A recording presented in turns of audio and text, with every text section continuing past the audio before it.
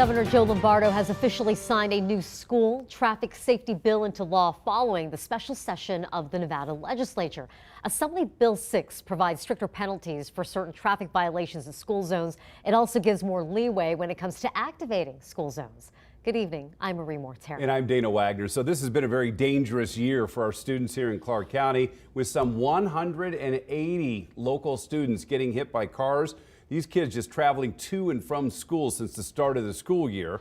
Crisis in the Classroom investigator Tiffany Lane joins us live near Buffalo and Grand Teton in the Northwest Valley with more on what happened today.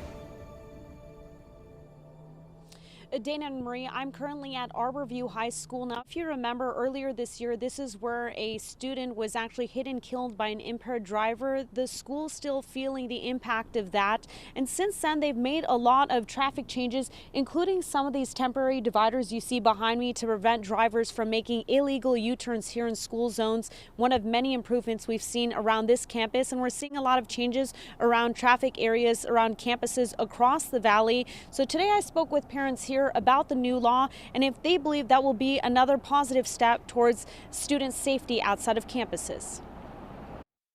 Devastated, heartbroken. Like, people need to pay attention to the roads more carefully. Families at Arbor View High School are still dealing with the tragic death of former student McKenzie Scott. She was hit and killed by an impaired driver while using a crosswalk back in May. This is one of the most egregious incidents of recent memory. After Scott's death, there have been several changes made in the streets around the campus. And while they say they see the improvements, parents say a lot of the drivers are still disobeying traffic laws. You know, we're surrounded by kids and by dangerous drivers who don't pay attention, who's always in a rush. U-turns where they're not allowed to be taking U-turns is definitely one of the biggest ones. Literally stopping in the street to let kids out in traffic. However, grandparent Lita Pimental is encouraged by a new law that will double penalties for certain violations in active school zones, violations like speeding. That'll wake them up.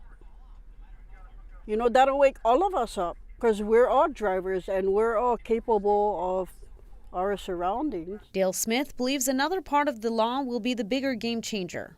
A person who commits the traffic violation in the school zone could also get twice the number of points on their driver's license for the offense. I think a lot of people are willing to just pay fines if there's no other consequence. So as long as they are including points in there as a factor, that might give some people pause. Municipalities will also have more leeway when it comes to modifying school zone signs and hours. They also have more power to set periods when a school zone is active. If they can do anything to speed up the process and affect an outcome in a positive direction, then great. So this new law goes into effect July 1st of next year. But again, the reminder is outside of even having the laws, drivers, please be safe out here. You don't want anything like this to happen to any other students. And we did have 2 other students pass away from being hit by drivers just a few months ago. So unfortunately, this is something we're seeing in the community. So again, even before this law goes into effect, please slow down, pay attention to what's happening around you. For now, live from the Northwest Valley, I'm Tiffany Lane for News 3. Back to you. Safety rules in effect every single time. Yeah. Tiffany, thank you. Meanwhile, CCSD Superintendent, as you might imagine, Joan Ebert, is supportive of the new law. She says a huge part of it is giving municipalities more room to control the infrastructure of these school zones. Ebert says CCSD has teamed up with different groups to tackle the issue. And so working with Clark County, putting a task force together. We have not had, as Clark County, a school district and a jurisdiction task force to address the issue because, you know, around Rancho High School, you have the city of North Las Vegas and the city of Las Vegas right there, you know, around the street.